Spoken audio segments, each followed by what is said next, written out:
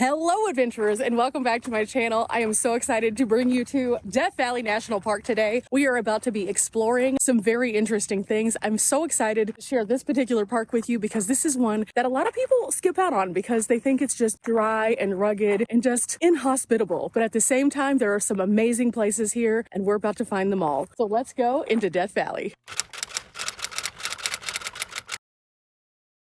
Okay, I'm in search of a visitor center so we can get this party started right at the national park. But the first thing that I found was a kiosk, which is also super handy because it gives you an idea of the park. It tells you the do's and don'ts, and then also some of the campgrounds around here. So I think that this is a good place to start, and then I can look around and see where the visitor center is from the map that's also provided. Looks like we have a full list of campgrounds here and how much that they cost. It gives us a little bit better idea on this part of the map as to where everything is. So there's a borax museum here, there's a restaurant and general store, and then there is the visitor center at the ranch at Death Valley. Now they have kiosks kind of throughout, and then also a lot of different pull-offs. So I figured that today we would just check out an overview of Death Valley and find some interesting things to do here. So we're going to start off with that visitor center, which I believe is right over here. This is going to be an exciting day here in California, and I cannot wait to share it with you guys. So let's go. One of the things I've already noticed being in the park is that they have a lot of different places to pull off and have a picnic or to have trash receptacles. There are a lot of different vault toilets kind of scattered throughout. And so this gives you a lot of options for getting your adventure on with your family and just enjoying yourself, but also having those moments to get out and stretch. Okay, first stop, visitor center. Looks like this is a good one. It's a nice, expansive space. They have tons of great parking and a really good building for us to start getting some brain wrinkles at. I'm gonna snag this spot right here so I can pull some solar today. Okay, we have officially made it to our first stop of the day, which is the Furnace Creek Visitor Center. This is where we're gonna get context for the park. We're gonna pick up a map possibly and see if there's anything else that we need to know. So let's go inside. This is a pretty large visitor center, so it should be pretty interesting to see what's inside. I hope there's no creepy crawlers. Sometimes there's creepy crawlers. Our first neat thing, it shows you the difference in elevation, and as we go down, we get all the way down to Furnace Creek at the bottom, which is actually 190 feet below sea level. Wow. It's definitely one of the things that makes this park unique. It's not one of those places that you just go that's like every other place. It's pretty cool that we are that far below sea level. There's a lot more. There's a map outdoors. There's also a pamphlet we can pick up. It has all the trails on it. So we might do this as we leave. That way I'm not holding it in my hands, but this is a great resource. So one of the things I like about the national parks is they always have things like this where you can find the weather and the conditions just so you can make sure you're safe. Definitely check out the visitor centers for this information. Otherwise, you could put yourself in a bad type of way on a trail somewhere. They do have a app that they were just showing that you can find all of the hikes on, and they're showing you some of the featured hikes on this screen, and you can find what they look like and then when the best time to go to them would be. Also that they have some challenges in some of these. Ooh, this one's beautiful, the Golden Canyon. This is the other reason I come to the visitor centers. They have little museums inside so you can learn more about what is here. And this is the hottest, driest, and lowest national park. Now, you can also participate by watching a video in one of the rooms, and we'll just kind of walk around and learn a little bit more context about the park, but then we'll check this out at the end. Each of these displays brings us a bit more context of the location that we're visiting. For example, this one talks about the tourism and how the desert had no place for people basically until the 1920s or 30s, and that's whenever they started to realize that this could be widely appreciated also. In 1926, you can find this photo right here of them camping in Death Valley as some of the first tourists. Mostly businessmen used this area to start with for the mining industry, but that brought in more people that wanted to come in to appreciate it. They turned it from a wasteland into a wonderland, so to speak, by just looking at the sheer value of this region and how it could tell the stories of many things. A shift started to happen in the 20th century, and it was no longer the Western frontier. People wanted to come out. They wanted to see this new prosperous place. And despite the fact that it was hot, super, super hot, record heat, they were able to build oases like these. And you could see people coming here to enjoy not only the scenery, but also these little summer oasis places. They even had tour groups which would come through on tour buses. And you can see the Furnace Creek Camp, the place that we are right now, it was founded around that time in 1933. Of course, before that, though, we mentioned that it was used for mining. And here you can find a little bit more information about the mines, including another another video that lets us know how harsh those conditions really were. Now, here they found lots of wealth in the mountains, and in doing so, they found both talc, borax, and of course, the ever so coveted gold. But additionally, they found some other minerals that were considered more minor minerals that came out of these regions, including sulfur and galena. But it was very difficult. It was hard. It was hazardous, and it was inhospitable. And during various points of the year, people would die of either starvation or thirst coming through these areas to seek out fame and fortune, looking for the big three. Prospectors might have used things like this in order for them to be able to search for their fame and fortune. And just to find a tiny little piece might have them holding on to the hope that they could find something much larger, only to never find anything ever again. So here we find a prospector's gold pan, a notice of a claim, which is how that they would lay claim to the land. They also have a tobacco can and tools of the trade down here. Amongst those, though, one of the biggest gold rushes was started by Frank Shorty Harris in 1904. He and a partner found a surface gold in the Bullfrog Hills, and many prospectors spent years and even decades fruitlessly questioning if they were able to do the same. But they were able to do this, and Shorty later said that the strike said that he was able to gross $700 per ton. But when Shorty emerged from a 6-day celebratory drinking, he learned that he had already sold off half of his claim because he just got too belligerent. Now, here you can find Shorty Harris. That's what he looked like right there with his little mule. And then there's also another man, Valley Scotty. He and his secret gold mine fed the myth of the Death Valley hidden riches. Walter Edward Scott was Death Valley's most famous con artist, and for decades he was running his secret story of his secret mine, and he captured the nation's imagination. But he was able to con wealthy investors into coming into this area, spending their money, all the while he was the one to profit from it. Pretty incredible how fame and fortune can make people do interesting things, and how once somebody who might not have something gets something, they might just let it slide right on out of their fingers. But long before those guys came here, the geology of this area is what created those opportunities. So now we're going to learn a little bit more about the geology and some of the first people here. Displays like this, you can find not only the points of interest like Dante's View, where you can see high above the waves in the land, but also how you can see how the ever-changing climate impacts each and every one of these geological finds. There's a nice video here to tell you a little bit more about how the desert is stripped of its vegetation and how it exposes the scars and movement of the land. It's pretty neat. But also as we move throughout, we learn that here is one of the driest places in all of North America, and water is so important. Here they have a place called the Devil's Hole, and it has one of the rarest species on Earth that clings to life in this area. And you can see what it looks like when they've gone underwater in this region to find these small little things. Now, we cannot possibly go here. This is not something that is available to us. So seeing it this way is the only way we could see this. This is one of the most interesting stories. It's the pupfish, and they get their name from being a playful puppy-like fish that has to survive in extremely warm conditions. Just beside that, we learn how water also impacts other portions of this region, because we think of this more so as a desert, which means that water filters through and constantly is changing the landscape, which is what makes the water shape the desert in such unique ways. Here we learn about the first people, and these are Death Valley's native people, and they're known as the Timbisha Shoshone. Their name comes from sacred red pigment. You can see that beautiful red coloration. In addition to this red coloration is found in the mountains overlooking the valley, and this would have been the traditional homeland going all throughout Death Valley, Furnace Creek being right in the middle. And this goes quite a ways up, almost toward the Bishop area. You can learn a little bit more about this land and the tribal spaces. You can go through how they make baskets, the language, also some of their village. So we can just pick one of these and select, and then it shows us a historic account of what their homeland looks like and their village. We just learned about the basket weaving that they were known for, and they would use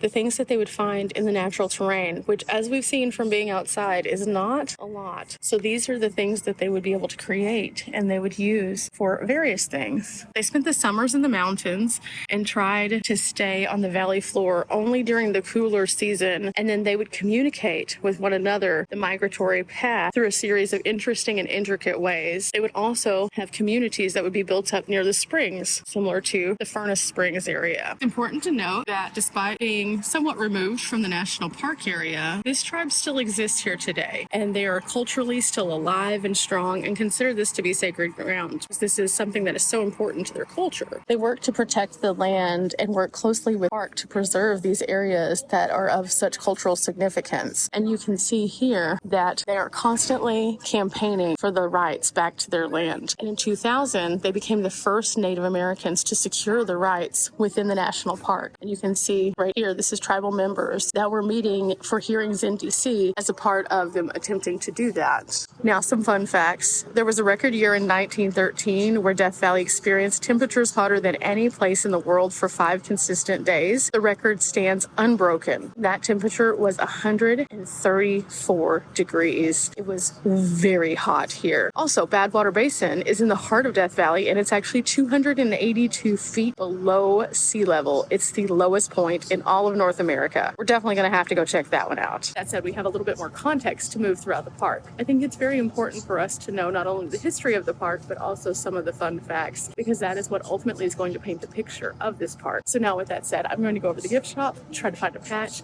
talk to a ranger, find a map, and then we're going to get on the road and do something epic. After leaving the visitor center, I came out to the van, and this little thing right here is so handy. I definitely recommend it. Inside this, there are the must-see locations, and they have different things that you should do in park. This one is really cool. This one's Badwater Basin. I'm definitely going to be going here. This is where we're going to end up going next. There's also Artist Drive. This is a scenic drive through the Hewed Hills. It's approximately 9 miles one way, and anyone can make this. This is a nice, easy one. The ranger said that I would love this. Also, Zabriskie Point, which is something that I hope to end our day with. There is the Mesquite Flats. This is the gold sand dunes that rise up nearly 100 feet. Dante's View is a breathtaking point that's over 5,000 feet in elevation. So we could potentially go from 282 feet below sea level to 5,000 feet above the floor and see the entirety of Death Valley through this one. Now, no walking is required. They have an ADA accessible viewing platform. So this one is a very nice one also. They also have the Borax Works, and this is some of the most profitable mining areas of the entire park. You can find that, and that would be a great historic stop. They also have the crater here. The crater is roughly 2,000 years old, and it rises up and has magma that surrounds it. They also have the charcoal kilns, and these are tent-shaped domes that are preserved and show you all of these interesting things. This one is cool because it is overall 33.6 miles west on Highway 190.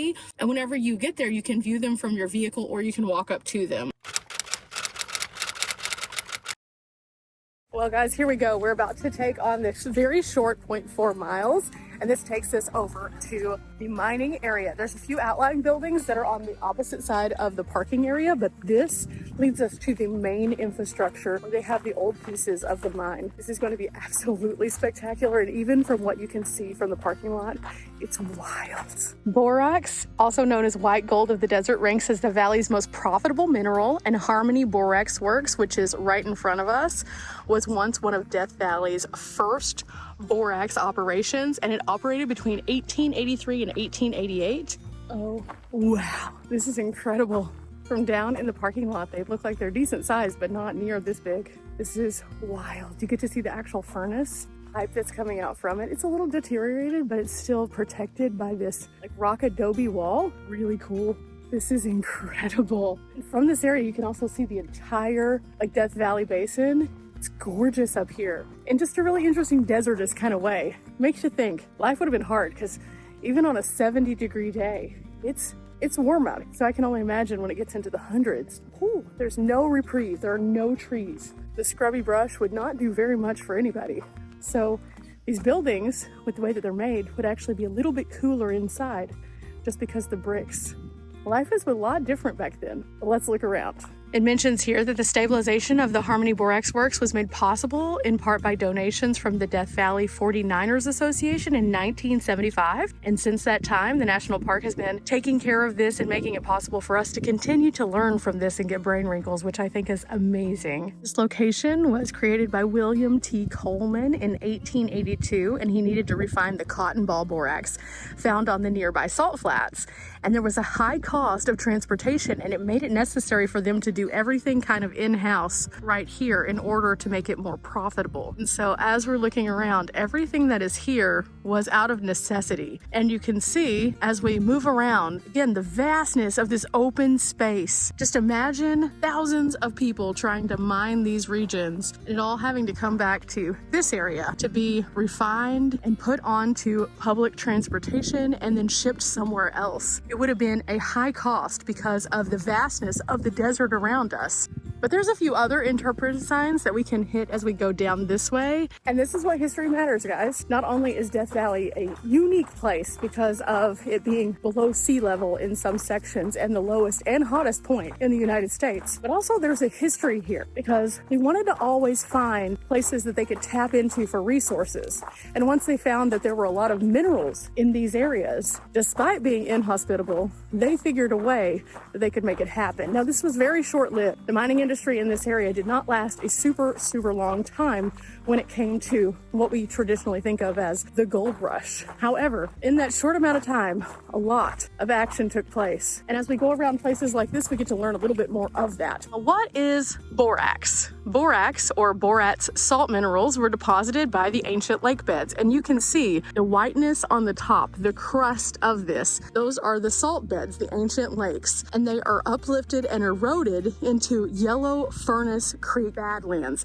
which we'll see in another location also. The water is then dissolved and carried to the floor where they are recrystallized as borax. Now, why is borax a big deal? Because everybody uses it. From people at home using it for their laundry or their dishes to people who are out in different industries. Farmers even use it. It's used by everyone in some capacity. And so borax in this quantity became super important and very valuable. Here we learn about the 20 mule teams who have been synonymously a symbol of the borax industry, even included on many of the product labels. And the carts that they would have towed would have looked about like this. It would have taken 20 mules to get them to where they needed to go. Getting the product to market was a difficult task, to say the least, especially in the volume that they needed to do so. So the mules were one of the most pivotal points in this entire equation. Now, there is an entire canyon that you can go to that is called 20 Mule Canyon, and there you can go through and see what the conditions might have been like that they had have to pull through. The mules and the wagons, it was over 100 feet of stretch. That is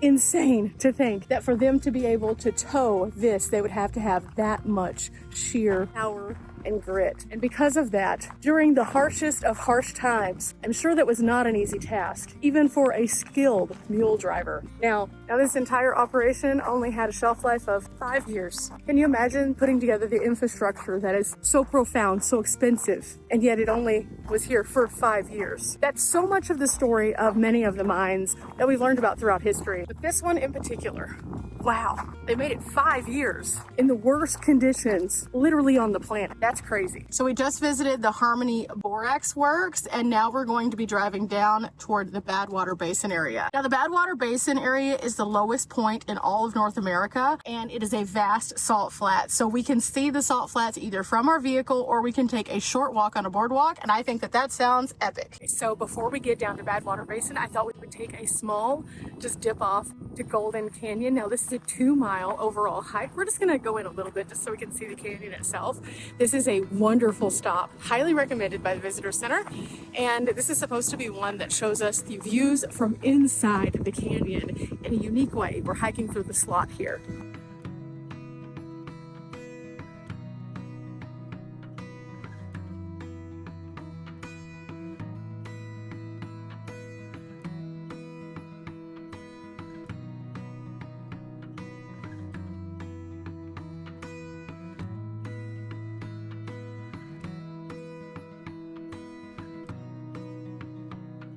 This is a beautiful hike through a slot, and once you get up to these little areas, you can kind of scramble just a little bit and then they get flat again. There's not a ton of elevation gain on this one. Takes you back to some beautiful like red rocks. This is just one of the many hikes that you can do here. And I've definitely enjoyed just kind of checking it out. I think I'm gonna come back here because this is one that would be easy to do with a friend, and then we could have a really good time. If we do come back here with a friend, I'll make sure to share the hike in its entirety. Today's just an overview of the entire park, but the park has so many cool levels of things that you can get into. I was on my way to Badwater Basin and I found the loop. This is one of a couple different loops throughout the park, and this one is the artist loop, and already I can see some amazing colors. So let's find a pull-off and see if we can explore a little bit. We found our very first pull-off here on the Artist Drive, and this one has a scenic overlook that we can walk out to, but this looks spectacular. And in front of me, I can see already some green running through the mountains. I wonder what mineral that is. That is fascinating.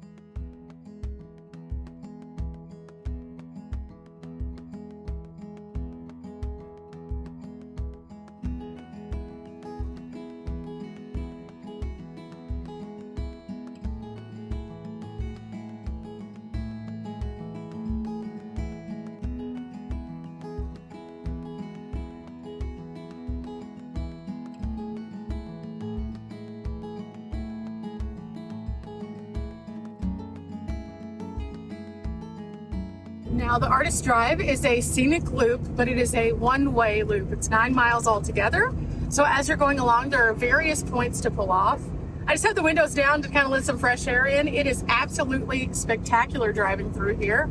Definitely worth a trip down this one.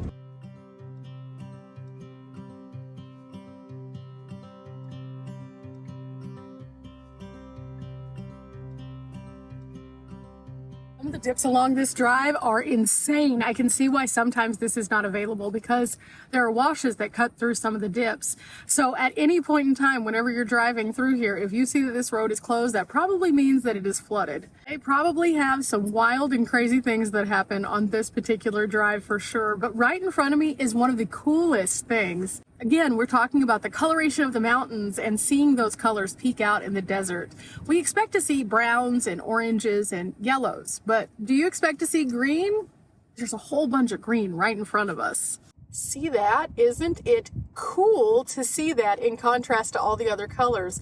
And it's just little pieces of the mountainside here and there. We also, when we were at the first stop, saw the Mustard Canyon, which was this bright, vibrant yellow color. So it just goes to show that around the desert, you can find a variety of different things to kind of spark your interest. Now, there's not a lot of vegetation here. So I know that a lot of people really love to go to treed areas, myself included. But there is a beauty that can be found in the desert. You just have to know what you're looking for and just appreciate it for what it is. Wow, this one's called the Artist's Palette Overlook. And it is amazing. 5 million years ago, repeated volcanic eruptions blanketed the landscape, depositing ash and minerals.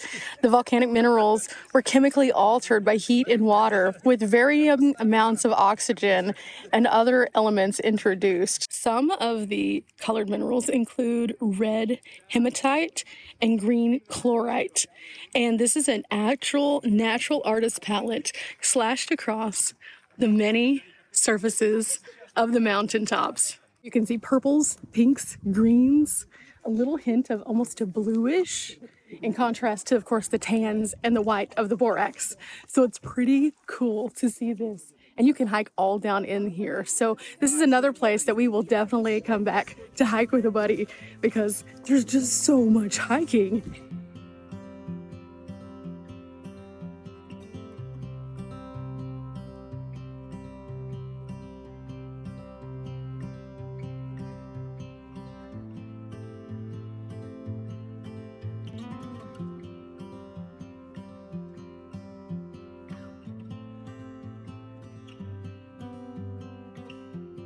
Okay, do you see that sign up there on the wall?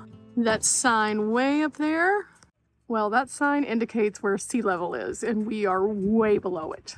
In fact, we are so far below it that we are at the lowest point in the entire United States, and we're about to go out on a series of boardwalks here at Badwater Basin. Now, this one is not dog friendly. You can see on the ground there's all of this little white collection that's coming in. I can only imagine that that probably is not super fun to get in your van, but there are tons of places that we can walk out here. So I'm gonna be very excited about this one and taking you guys along with me. You can see all through this region over here, people look like little ants. There's so many people here, but as they get further and further out, they just get so tiny. Now, the interesting thing about this that you can read on the signs is that they actually do have some life that can survive here. However, this is not drinkable water. It's super, super salinated. So it has tons and tons of salt in it. In fact, that's what creates the salt flat in front of us.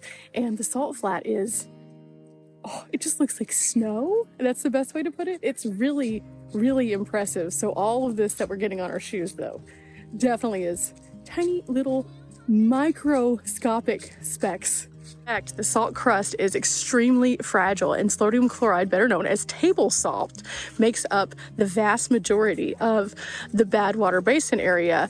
All of the other things kind of evaporate away, but you can see that it still collects calcite, gypsum, and borax also.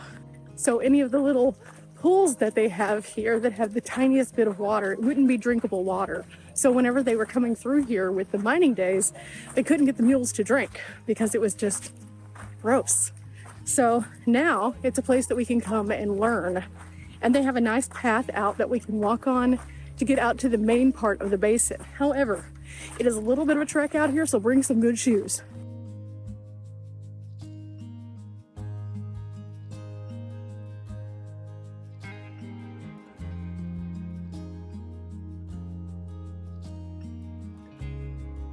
Now, believe it or not, what we are currently standing on used to be an ancient lake. This entire region has found fossils and things like that that have been uncovered from an ancient lake that once was here. And they say that part of the reason why we have so much of the salt is when that all dried up, that part of the lake itself just left this flatness, and everything that was trapped underneath could be under this little salt lip that we're currently standing on. So that is pretty cool facts. This place goes on forever. It is huge out here, and you can walk for literally miles in that direction, or you can walk back up to where we came from, which, even though it doesn't feel like it's super far, it looks like it's kind of far once you start actually eyeballing it. This is incredible. I am so happy that we chose to come to Death Valley, because not only have we had history, we have had some really cool brain wrinkles today from other things, but we've also gotten to see the dry flatlands, the beautiful mountains, and now this huge ancient lake. Do you see the sea level sign? Do you see it?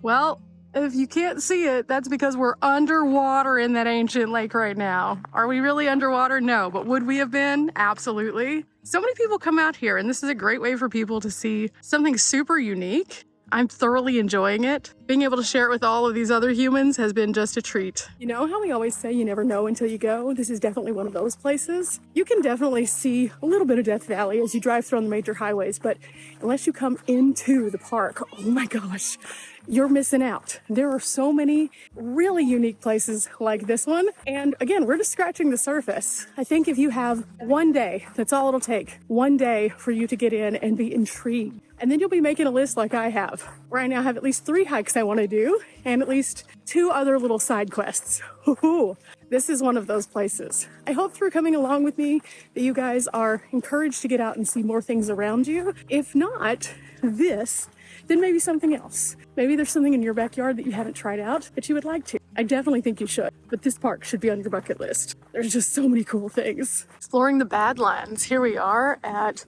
Zabriskie Point. Overall, this is just one of the many things that you can do here at Death Valley. This is going to be super cool. I'm very excited to introduce you to this point because it is a really nice one on a beautiful time of day.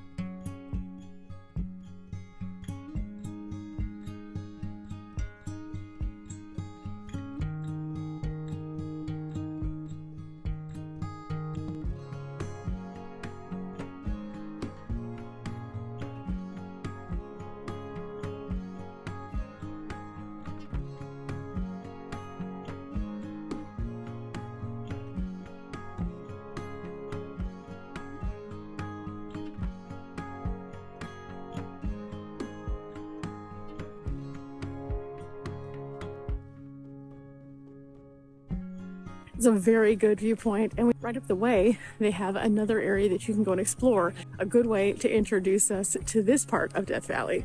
But there's a lot more to explore, so let's keep going. Just pulled over on the side of the road, and there he is, just standing there. No big deal. No big deal.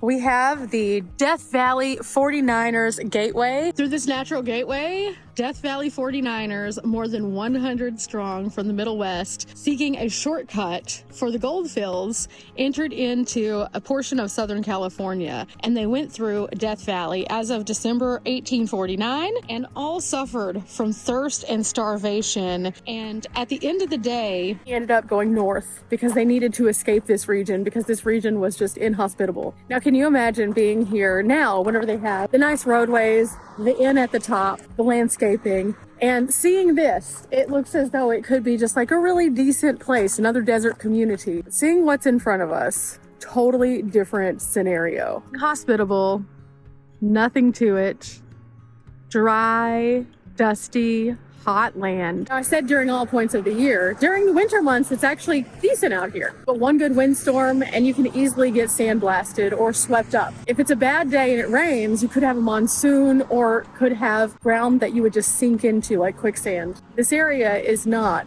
for the faint of heart. And the 49ers who came here to do the mining found that out very, very quickly. You could easily spend 3, 4, 5 days here and make this a full adventure trip if you're into hiking. There are so many amazing hiking trails. If you're a person who's just passing through, again, give it a shot, stop off at a couple of the viewpoints, and I don't think that it'll disappoint you whatsoever. I think you'll be quite pleased.